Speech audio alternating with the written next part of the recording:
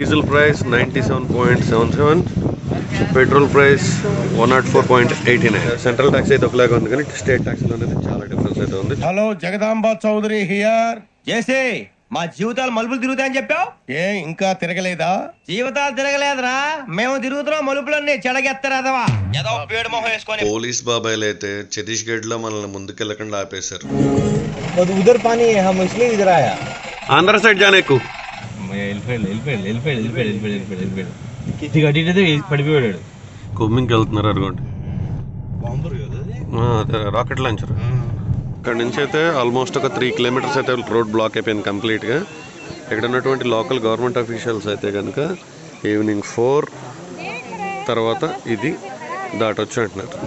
ఈ ఛత్తీస్గఢ్లో ఉన్నటువంటి ఒక చిన్న గిరిజన గ్రామంలోనైతే నైట్ హెవీ రైన్ వల్ల మేము ఆగిపోవడం జరిగింది.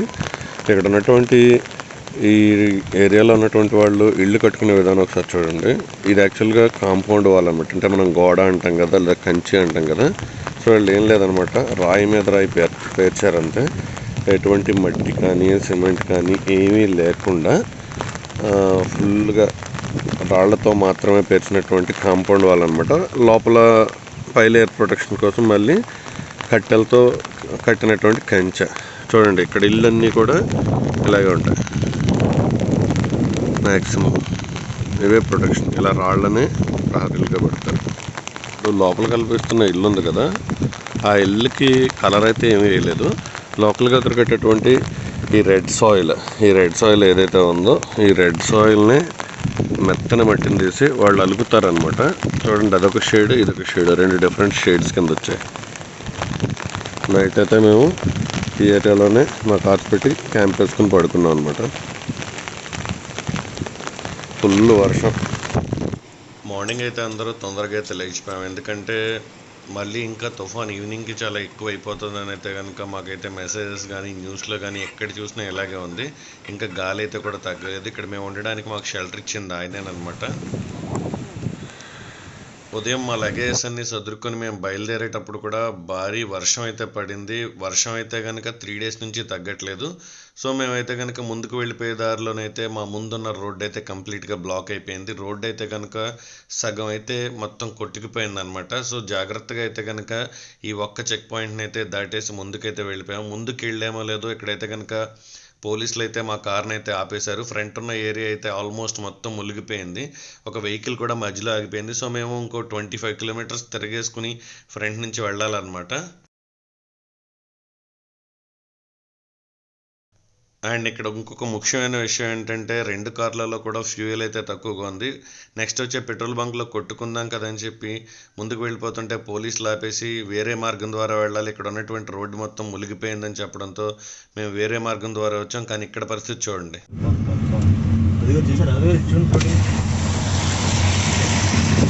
బాప్రే,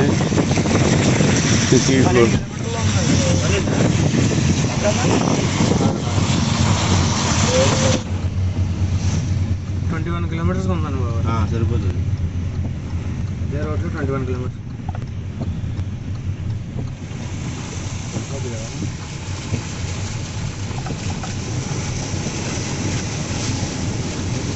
ఇది బుక్కే మన అదే చెప్పాడు కదా. యాక్చువల్గా మేము చిత్రకూట రోడ్లో నుంచి జగదల్పూర్ 32 కిలోమీటర్స్ అనమాట. ఈ 32 కిలోమీటర్స్ కాకుండా ఇంకో 24 కిలోమీటర్స్ మేము తిరగేసుకు వెళ్ళాల్సి వస్తుంది. ఎందుకంటే చిత్రకూట నుంచి జగదల్పూర్ వెళ్ళే వే అయితే కనుక కంప్లీట్గా ఫుల్గా ఫ్లడ్స్ వచ్చి మునిగిపోయిందనమాట. మేము దీనికి అంటే ఇంకోటి 55 కిలోమీటర్స్ అంటే 25 కిలోమీటర్స్ ఎక్స్ట్రా తిరిగి వెళ్ళాలన్నమాట ఇప్పుడు మేము జగదల్పూర్. బట్ అలా కూడా మేము చివరికి వెళ్తామో లేదో తెలియట్లేదు.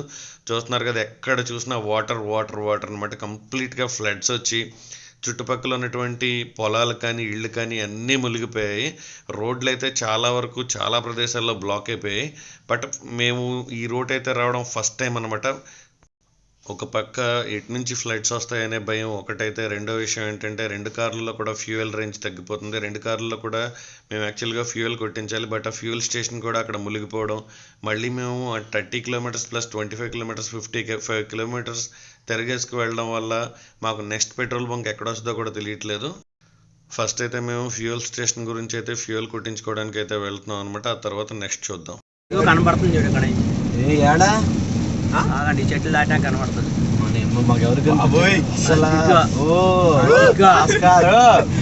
క్లాప్స్ గట్టిగా టర్న్ లెఫ్ట్ లెఫ్ట్కి వెళ్ళి లోపలికి వెళ్ళాలి.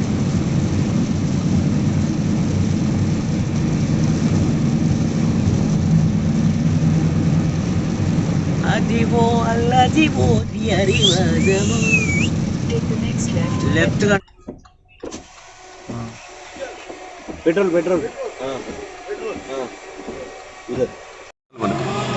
11 కిలోమీటర్స్.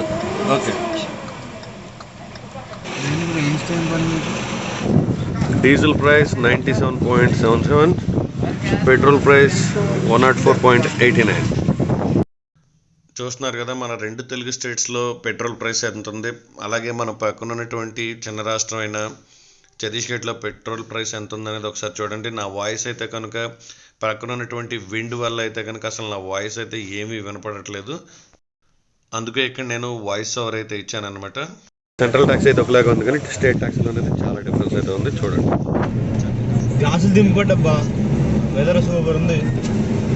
హ్యాపీగా ఈ హైవేలో ముందుకు వెళ్ళిపోతుంటే మేము ఊహించినటువంటి అతి పెద్ద దెబ్బ అయితే తగిలింది ఇక్కడ. మాకు అసలు ఎక్స్పెక్ట్ చేయలేదన్నమాట.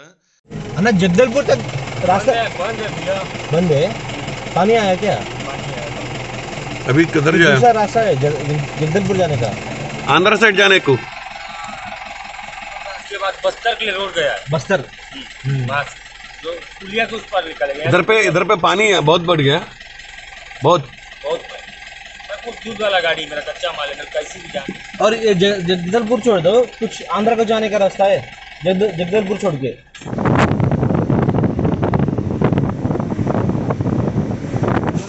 ప్రస్తుతం అయితే మేము ఇక్కడ ఒక ట్రాఫిక్ జామ్లో ఉన్నాం. ట్రాఫిక్ జామ్ అంటే వెహికల్స్ వల్ల ట్రాఫిక్ జామ్ కాదు, ఇక్కడ మొత్తం రోడ్స్ అన్ని బ్లాక్ అయిపోయినాయి. ఇక్కడ వచ్చిన సిఆర్పిఎఫ్ వాళ్ళు మొత్తం రోడ్స్కి ఎవరు వెళ్ళకుండా ఆపేశారు. కండిషన్ చూడండి, అదంతా కూడా ఇక్కడ చూడడానికి వచ్చినటువంటి లోకల్ క్రౌడ్ అనమాట.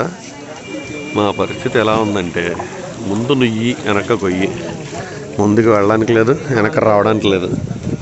ఈవినింగ్ 4-5 వరకు ఇక్కడే ఉండాలి. మీకు అక్కడ దూరంగా కనిపిస్తుంది రోడ్డు బ్యాక్ సైడ్, అదిగోండి అటు పక్కన మీకు ఒక కార్ అయితే కనిపిస్తుంది. మేము ఇక్కడ నుంచి అక్కడికి వెళ్ళాలి. ఈ మధ్యలో ఉన్న ఏరియా మాత్రం బ్లాక్ అయిపోయింది. లేకపోతే భద్రాచలం చేరుకునేటప్పటికి మిడ్-నైట్ 2 or 3 అవ్వచ్చు. ఈ కొంచెం దూరంలో గట్టిగా అయితే ఒక 500 మీటర్స్ ఉంటుంది. ఈ 500 మీటర్స్లో అయితే కనుక ఈ రకంగా దారుణంగా వాటర్ ఫ్లో అయితే ఉందన్నమాట. వెహికల్ వెళ్తే మ్యాక్స్ కొట్టుకుపోవచ్చు. ఇక్కడ నుంచి అయితే ఆల్మోస్ట్ ఒక 3 కిలోమీటర్స్ అయితే రోడ్ బ్లాక్ అయిపోయింది కంప్లీట్గా. ఇక్కడ నుంచి వెళ్ళడం అనేది అయితే కనుక 2 hours అంటున్నారు, కొందరు 3 hours అంటున్నారు.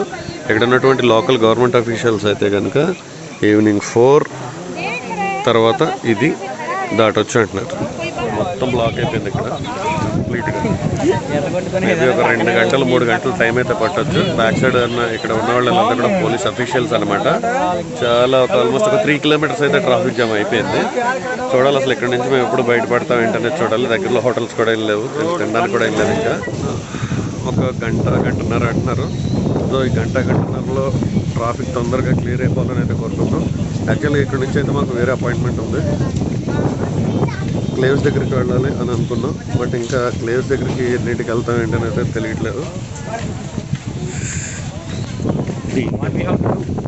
What we have to do.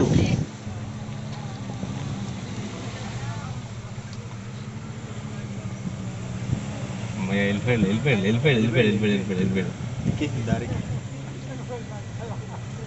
కొద్దిగా అడిగితే పడిపోయాడు. అక్కడ ఊపేసి తీసావా? 2 సార్లు ఇప్పుడున్న పరిస్థితిపై మీ అభిప్రాయం చెప్పండి ఒకసారి. నా అభిప్రాయం ఏమీ లేదు. ఎలా ఉంది ఇప్పుడు ఇది? No comments. ఇదొక వింత అనుభవం. ఇదొక వింత ఈ పరిస్థితి లేదా ఇలాంటప్పుడే మనం గుండెని రాయి చేసుకోవాలా? సమయస్ఫూర్తిగా వ్యవహరించాలి.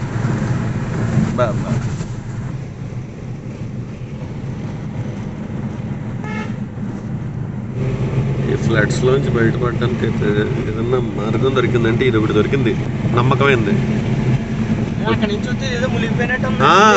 అంటే డౌన్ ఉంది కదా,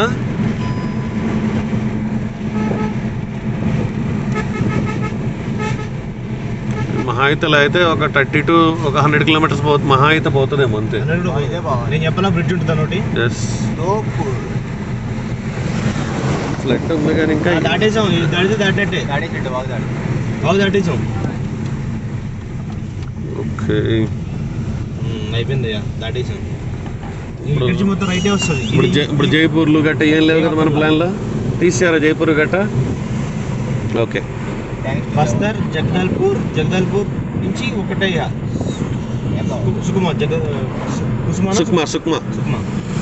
Sukma AP Orissa Telangana border. Okay right. ना रास्ता तो क्लियर है ना, जा सकते हैं ना जगदलपुर. क्लियर है. रोड मत छोड़, ठीक है. రోడ్ మర్చండి, రోడ్ వదలొద్దని, ఈ రోడ్ వదలకుండా వెళ్ళండి అని ఇందాక ఆడు కూడా అదే చెప్పాడు. రోడ్ నేషనల్ హైవేస్ అన్ని వదిలిపెట్టేసి లోకల్గా ఉండేటటువంటి విలేజెస్లో నుంచి అయితే కనుక ఈ ఫ్లడ్స్ని తప్పించుకోవడానికి కొంచెం కొండ మార్గాల ద్వారానైతే మేము ముందుకు వచ్చాం. బట్ అంతా వెళ్ళిపోయాం అనుకున్న టైంకి అయితే మాకు మళ్ళీ షాక్ తగిలింది. ఒకసారి ఫ్రంట్ ఉన్న లొకేషన్ చూస్తే కనుక మీకు ఫ్యూజులు ఎగిరిపోవడం కన్ఫర్మ్. వెళ్ళిపోతుంది.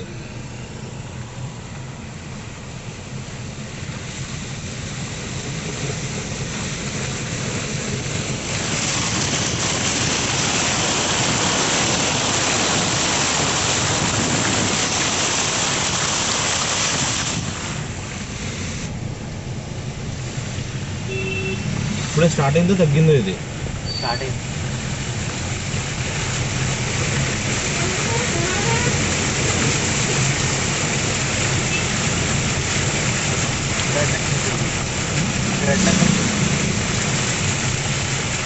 ఇటు నీళ్ళు ఎటు వెళ్తా నువ్వు బాగుంది. అది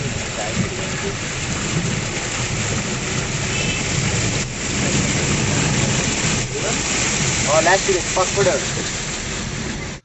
చిత్రకోట్ వాటర్ ఫాల్స్ నుంచి జగదల్పూర్ రావడానికి 40 minutes పట్టే మా టైం అయితే కనుక ఆల్మోస్ట్ 4 hours అయితే వేస్ట్ అయిపోయిందని చెప్పాలి. ఈ ఫ్లడ్స్ వల్ల ఎక్కడికక్కడ రోడ్లన్నీ బ్లాక్ అయిపోవడం, మేమంతా కూడా లిటరల్లీ చెప్పాలంటే ముక్కు ఎక్కడ ఉందరా అంటే ఇలా తిరిగేసి వెళ్ళినట్టు అయిందనమాట మా జర్నీ అంతా ఈసారి అయితే. సో ఇక్కడ నుంచి అయితే రోడ్స్ అన్నీ క్లియర్ అయిపోయినాయి. ఇక్కడ నుంచి జగదల్పూర్ దాటేసి జగదల్పూర్ నుంచి ఏదైతే కెంగర్వేలి నేషనల్ పార్క్ తేరస్గర్ వాటర్ ఫాల్ ఉందో ఆ ఏరియాకి అయితే మేమైతే వచ్చేసాం అనమాట. వాటర్ ఫాల్కి వెళ్దాం అనుకున్నాం కానీ వాటర్ ఫాల్లో అయితే 3వ ప్రమాద హెచ్చరిక అయితే జారీ చేశారనమాట. అలాగే ఈరోజు ఈ లోకల్గా ఉన్నటువంటి ఏరియాస్లోనైతే కూంబింగ్ చాలా ఎక్కువగా జరుగుతుంది. ఒకసారి చూడండి సిఆర్పిఎఫ్ జవాన్లని.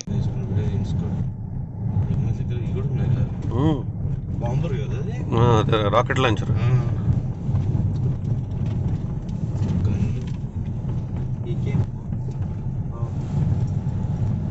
ఫుడ్ ప్యాకెట్స్ అవి చూసారా చేతిలోంచి. ఈ నేషనల్ పార్క్ దాటి ఒక 80 kilometers వెళ్తే కనుక మనకి కుస్మా అనేటటువంటి ఆంధ్ర ఒరిస్సా బోర్డర్ దగ్గరలోకి అయితే వస్తాం అనమాట. ప్రజెంట్ ఇదంతా కూడా మేము ఉన్నటువంటిది ఫారెస్ట్ ఏరియా అనమాట. మీ అందరికీ తెలిసిందే ఛత్తీస్గఢ్ అంటే ఎక్కువగా నక్సల్స్ ఉండే ఏరియా. ఈ నక్సల్స్ ఉండే ఏరియాలో కూంబింగ్స్ కానీ ఈ సిఆర్పిఎఫ్ జవాన్ల యొక్క రెక్కి కానీ ఎప్పుడు నిత్యం ఉంటుంది అనమాట.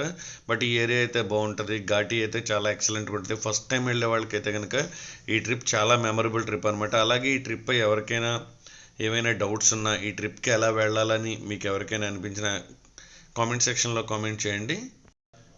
ఇక్కడ నుంచి మన ఛానల్లోనైతే కనుక వచ్చే ప్రతి వీడియోకి కూడా నేను నా వాట్సాప్ నెంబర్ అయితే ఇవ్వడం జరుగుతుంది. మీరు ట్రిప్కి ఎలా వెళ్ళాలి, ట్రైన్ స్పెషాలిటీ ఉందా లేదా గవర్నమెంట్ వెహికల్స్ లైక్ బస్ కానీ 4-wheeler 2-wheeler వెళ్తుందా లేదా అనే విషయాలు కంప్లీట్ ఇన్ఫర్మేషన్ ప్రతి వీడియోలో చెప్తాను. అలాగే మీరు ఏదైనా ట్రిప్కి వెళ్ళాలనుకుంటే నేను పర్సనల్గా మీకు గైడ్ కూడా చేయడం జరుగుతుంది. నేను ఇచ్చే కాంటాక్ట్ నెంబర్లో మీరు జస్ట్ వాట్సాప్ అయితే చేయండి. నేను మీకు వాట్సాప్లో టచ్లో కూడా ఉంటాను. అలాగే జగదల్పూర్ ట్రిప్ ఎలా వెళ్ళాలి, ట్రైన్లో ఎలా రావాలి అనుకునే వాళ్ళైతే కనుక ఫస్ట్ అయితే వైజాగ్ చేరుకోండి. వైజాగ్ నుంచి జగదల్పూర్ వెళ్ళేటటువంటి ట్రైన్ ఉంటుంది అనమాట. అది మార్నింగ్ 6కి స్టార్ట్ అవుతుంది. అలాగే ఈవినింగ్ 5 కూడా సేమ్ ట్రైన్ ఉంటుంది. మీరు ఆ ట్రైన్ ద్వారా కూడా జగదల్పూర్ చేరుకుని జగదల్పూర్ నుంచి జగదల్పూర్ చుట్టుపక్కల ఉన్నటువంటి టూరిస్ట్ ప్లేసెస్ అన్నీ కూడా మీరు చూడొచ్చు. ఈ వీడియోపై మీ అభిప్రాయాలను కామెంట్ సెక్షన్లో కామెంట్ చేయండి. వీడియోని లైక్ చేయడం, మీ ఫ్రెండ్స్ అండ్ ఫ్యామిలీ గ్రూప్లో షేర్ చేయడం మర్చిపోవద్దు. అలాగే ఇంకా మన ఛానల్ని సబ్స్క్రైబ్ చేసుకునే వారు మొట్టమొదటిసారి మన ఛానల్లో ఈ వీడియోస్ చూస్తున్న ప్రతి ఒక్కరు కూడా ఛానల్ని సబ్స్క్రైబ్ చేయండి. ప్రక్కన ఉన్నటువంటి బెల్ ఐకాన్ని క్లిక్ చేయండి. మేము ఆ తర్వాత అయితే భద్రాచలం, ఖమ్మం, విజయవాడ మీదుగా మా నెగిటివ్ ప్లేసెస్కి అయితే చేరిపోయాం. Thanks for watching. Thanks for your great support. జై భారత్, జై